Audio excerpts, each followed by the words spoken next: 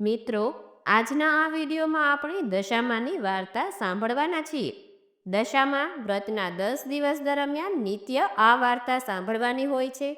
તો જે કોઈએ વ્રત કર્યું હોય અથવા તો કોઈ કારણોસર ન કર્યું હોય અને માત્ર આ વાર્તા સાંભળે છે, તો પણ તે આ કથા વાર્તા સાંભળીને દશામાના આશીર્વાદ મેળવી શકે. તો આવો આપણે સાંભળીએ આ દશામાની વાર્તા. એક ગામમાં નદીના કિનારે રાજાનો મહેલ આવેલો. રાણી રોજ ઝરૂખામાં બેસે ને કુદરતી સૌંદર્ય જુએ. એક દિવસ નદીમાં નાવમાં ઘણી સ્ત્રીઓ આવી. આ બધી સ્ત્રીઓ શા માટે આવી છે તે જાણવા રાણીએ દાસીને પૂછ્યું. તો દાસી બોલી કે રાણીબા, આજે અષાઢ વદ અમાસનો દિવસ છે. આજે દિવાસાનો તહેવાર છે. આ સ્ત્રીઓ દશામાનું વ્રત કરે છે, તેથી નાવવા આવી છે. રાણી તો દોડીને કિનારે એક સ્ત્રી પાસે ગઈને બોલી કે બહેન, મારે દશામાનું વ્રત કરવું છે. ભલી સ્ત્રી બોલી કે સારી વાત છે. આ વ્રત કરવાથી સુખ સંપત્તિ સાંપડે અને કષ્ટ હોય તો દૂર થાય. અષાઢ વદ અમાસ એટલે કે દિવાસાના દિવસે સવારે નાઈને દશામાની કથા કહેવી સાંભળવી.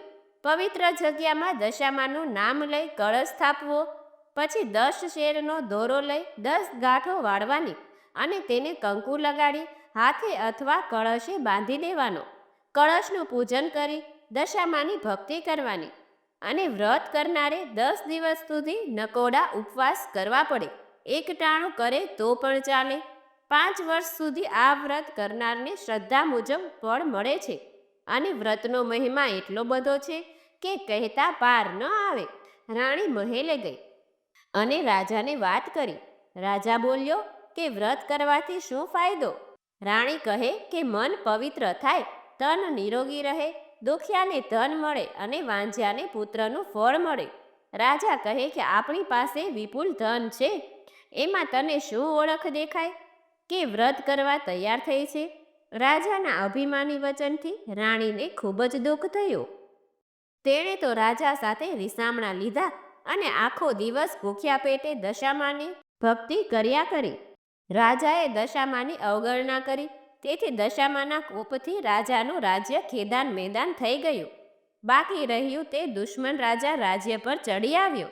એટલે રાજા રાણી 2 કુંવરોને લઈ પહેરે લુગડે ચાલી નીકળ્યા. થોડુંક ચાલ્યા બાદ રાજબાગ આવ્યો. તેમાં બધા વિશ્રાંતિ ખાવા બેઠા છે. તે બાગના લીલા ઝાડો ભળ સળગવા લાગ્યા. રાણી સમજી ગઈ કે આ માઠી દશાનું પરિણામ છે અને રાજાને પણ એવું જ લાગ્યું. અને પછી તેઓ ત્યાંથી આગળ વધ્યા. રસ્તામાં રાણીની સહેલીનું ગામ આવ્યું. ત્યાં રાણીએ ખાવા આપવા કહ્યું. ત્યારે છણકા કરીને તે બોલી કે જા હવે, છેક અહીં સુધી રોટલાની ભીખ માંગવા આવતા લાજ નથી આવતી? રાજા રાણીએ દેવ્યને દોષ દેતા આગળ ચાલ્યા. કુંવરો ભૂખે તરસે આકુળ વ્યાકુળ થઈ ગયા હતા. એવામાં એક વાવ આવી અને બધા તેમાં પાણી પીવા ઉતર્યા. પરંતુ પગથિયા એવા લીસા હતા કે બંને કુંવરો લપસીને વાવમાં અથાંગ જળમાં ડૂબી ગયા. રાજા રાણી રડવા લાગ્યા. તેમણે પોતાની દશાનો દોષ કાઢ્યો.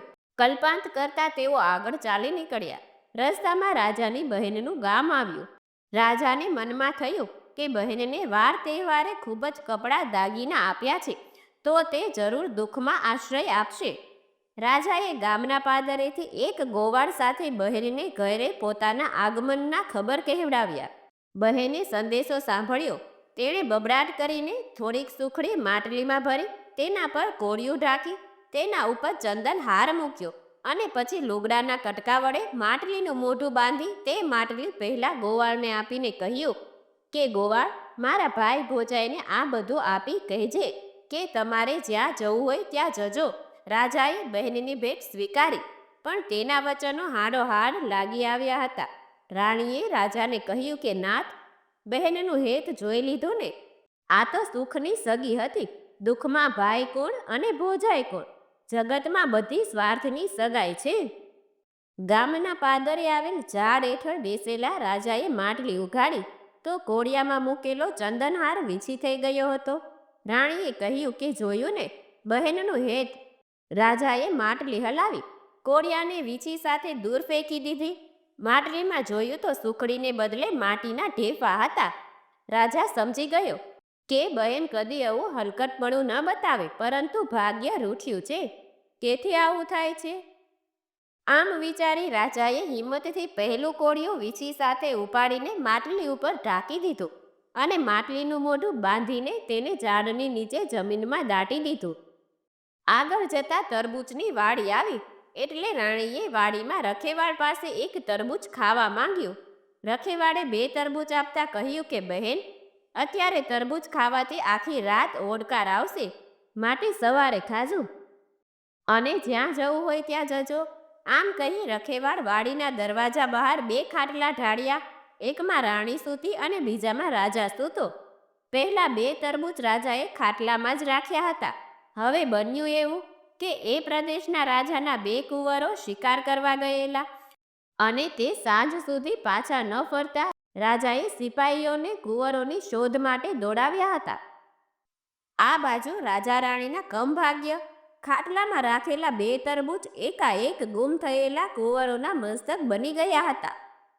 રાજાને આ વાતની ખબર ન પડી. સવાર પડતા પહેલા રાજાના સિપાહીઓ શોધતા શોધતા તરબૂચની વાડી આગળ આવી પહોંચ્યા અને ત્યાં રાજાના ખાટલામાં ગુમ થયેલા કુંવરોના લોહીથી તરબોળ થયેલા મસ્તકો જોઈ તેઓ સમજ્યા કે આ માણસે કુંવરોને મારી નાખ્યા છે.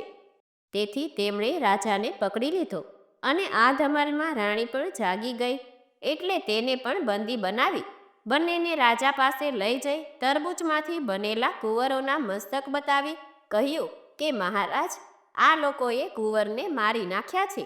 રાજાએ બંનેને કેદખાનામાં જુદી જુદી ગોટડીઓમાં પૂરી દીધા.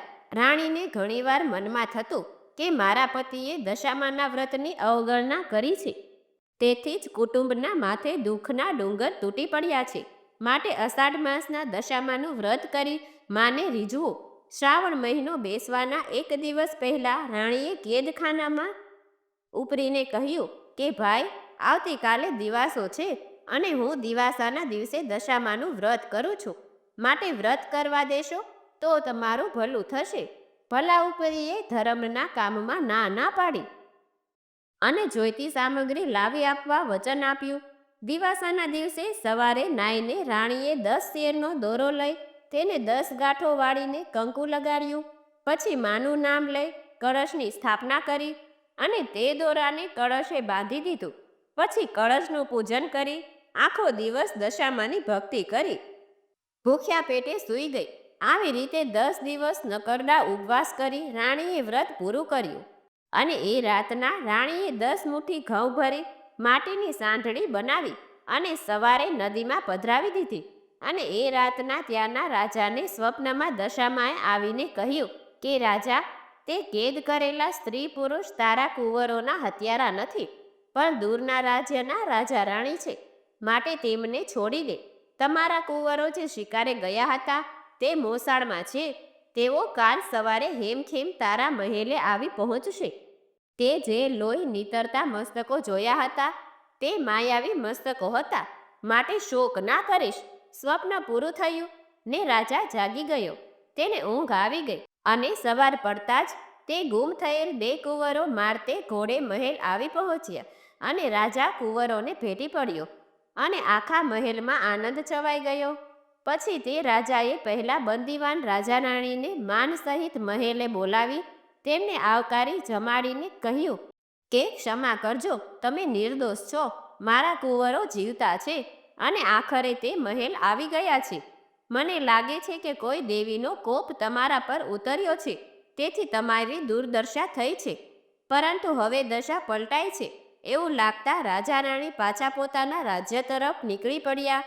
રસ્તામાં રાજાની બહેનના ગામનું પાદર આવ્યું એટલે રાજાએ અગાઉ ઝાડ નીચે દાટી દીધેલી માટલી કાઢી અને મોઢે બાંધેલું લુગડું છોડ્યું તો માટલીમાં સુખડી ભરેલી હતી તે બંનેએ ખાધી અને પછી કહ્યું કે નાથ, હવે આપણી વેળા વળી છે, માટે ધીમે ધીમે સર્વે સારા વાના થશે. આગળ જતા પહેલી વાવ આવી. આવતી વખતે દશામાએ વાવમાંથી બંને કુંવરને અદ્રશ્ય રીતે ઉઠાવી લીધા હતા. તે રાજા રાણીને પાછા સોંપવા દશામાં ડોસી બની બંને કુંવરને આંગળીએ વળગાડીને રાજા રાણી પાસે આવી કહેવા લાગ્યા કે વટે માર્ગોએ કે આ કોઈના રૂપાળા છોકરા ભૂલા પડ્યા છે, તો તમે તેમને લઈ જાઓ. રાજા રાણી પોતાના કુંવરને ઓળખી ગયા અને ચતુર રાણી દશામાને ઓળખી ગઈ. દશામાએ કહ્યું કે તારા પતિએ મારા વ્રતની અવગણના કરી, તેથી તમારી માઠી દશા બેઠી હતી. મારા વ્રતનું તમને પારખું થઈ ગયું છે, એટલે તમે મારા વ્રતનો મહિમા સર્વને સમજાવજો. વ્રત કરનાર જરૂર સુખી થજો. રાજા રાણી અને કુંવરે દશામાને નમન કર્યું અને તે આશીર્વાદ આપી અંતર્ધ્યાન થઈ ગયા. આગળ ચાલતા રાણીની સહેલીનું ગામ આવ્યું, તો સહેલીએ બધાને આવકાર આપ્યો અને થોડા દિવસ પોતાના ઘરે રોકાઈ જવા ભાવપૂર્વક આમંત્રણ આપ્યું. રાણી બોલી કે બહેન, હવે અમારી દશા સુધરી ગઈ. ખરાબ દશા હતી ત્યારે મને ભિખારણ કહી હતી, માટે બહેન તારે ત્યાં અમે કંગાળ શોભીએ નહીં. ત્યાંથી નીકળી બધા રાજબાગ આગળ આવ્યા, તો બાગમાં બધા ઝાડો સુકાઈ ગયેલા હતા. ઠેર ઠેર સુકાઈને ખરી પડેલા પાંદડાના ઢગલા પડ્યા હતા. પણ બધા બાગમાં દાખલ થયા તો સાથે જ બાગમાં લીલોછમ બની ગયો. અને આ જોઈ રાણીએ રાજાને કહ્યું કે જોયું ને, આપણી દશા કરી, એટલે આપણે જ્યાં જઈએ ત્યાં વધાવી લેવામાં આવે છે. માળીએ આખા ગામમાં સમાચાર ફેલાવ્યા, એટલે પ્રજામાં હર્ષ વાપી ગયો અને બધા બાગ આગળ આવ્યા. દુશ્મન રાજા જેણે આ રાજાનું રાજ્ય પડાવી લીધું હતું, ત્યાં રાજ્યનો કબજો લીધા પછી બહુ હેરાન થઈ ગયો હતો. તેથી તે અસલ રાજાને રાજ્ય પાછું સોંપવા માંગતો હતો. તે પણ ખબર મળતા રસાલા સાથે રાજબાગમાં આવ્યો અને પોતાની ભૂલ કબૂલ કરી. રાજાને તેનું રાજ્ય સંભાળી લેવા કહ્યું. લોકોએ હર્ષનાથથી રાજાની વિનંતીને સ્વીકારી લીધી અને પછી રાજા રાણી અને કુંવરો વાંચતે ગાજતે મહેલ ગયા અને અસલ રાજાએ બધું વહીવટ સંભાળી લીધો. દશામાના પ્રતાપથી રાજા રાણી પાછા સુખમાં રહેવા લાગ્યા. રાણી દર વર્ષે દિવાસાના દિવસે દશામાનું વ્રત શરૂ કરતી. 10 દિવસ સુધી નકવડા ઉપવાસ કરી માટીની સાંઢળી જળમાં પધરાવી વ્રતની પૂર્ણાહુતિ કરતી. આવી રીતે 5 વર્ષ રાણીએ દશામાનું વ્રત કર્યું. 5 વર્ષની પૂર્ણાહુતિ થતાં રાણીએ વ્રતનું ઉજવણું કર્યું. તેમાં ઘણા બ્રાહ્મણોને જમાડ્યા. પછી 1 રૂપાની સાંઢળી બનાવી રાખી હતી. તે ગામમાં મોટા પંડિતને દાનમાં આપી તેમના આશીર્વાદ મેળવ્યા. હે દશામાં, જેવી રીતે તમે રાજા રાણીની દશા વાળી, તેવું જ તમારું આ વ્રત કરનાર, વ્રત કથા વાંચનાર, સાંભળનાર, આ વિડીયો જોનાર, સાંભળનાર સર્વનું કલ્યાણ કરજો. તો મિત્રો, સાંભળ્યું ને કે આપણે જ્યારે કોઈ વ્રતની અવગણના કરીએ છીએ ત્યારે તે વ્રતના પ્રધાન દેવી દેવતાની આપણા ઉપર કેવો કોપ ઉતરે છે. જેવી રીતે રાજાએ દશામાના વ્રતની અવગણના કરી અને દશામાના કોપનો ભોગ બનવો પડ્યો, પરંતુ દશામાના આશીર્વાદથી તેની કેવી રીતે દશા સુધરી તેની કથા પણ આપણે સાંભળી. એટલે જે કોઈ આ વ્રત કરે છે, વ્રત કથા સાંભળે છે, વાંચે છે, તેના પણ જો દુઃખના દિવસો ચાલી રહેલા હોય તો તેની પણ આવી જ રીતે દશા સુધરે છે અને જીવનમાં સુખ સમૃદ્ધિની પ્રાપ્તિ કરે છે. તો આશા છે કે આપ સૌ લોકોએ મારી સાથે આ દશામાની વાર્તા સાંભળી હશે. આવી જ રીતે 10 દિવસ સુધી આ વાર્તા સાંભળજો અને વાંચજો. તો જે લોકો દશામાનું વ્રત કરતા હોય તે લોકો સુધી આ વિડીયો જરૂર પહોંચાડજો, કે જેથી કરીને આ 10 દિવસ તેઓ આ વાર્તા સાંભળે અને વ્રત ન કરતા હોય અને માત્ર આપણે વાર્તા સાંભળીએ છીએ તો પણ દશામાના આશીર્વાદ મળે છે. તો આ વિડીયો પસંદ આવ્યો હોય તો લાઈક કરજો. અમારી ચેનલમાં નવા હોય તો સબસ્ક્રાઈબ કરવાનું ભૂલતા નહીં, કે જેથી કરીને આવા જ અવનવા વિડીયો આપ સૌને મળતા રહે. ફરી મળીશું એક નવા વિડીયોમાં. ત્યાં સુધી આપ સૌ લોકોને અમારી ચેનલના જય શ્રી કૃષ્ણ. ધન્યવાદ. મારી સાથે દશામાની વાર્તા સાંભળવા બદલ આપ સૌ લોકોનો ખૂબ ખૂબ આભાર.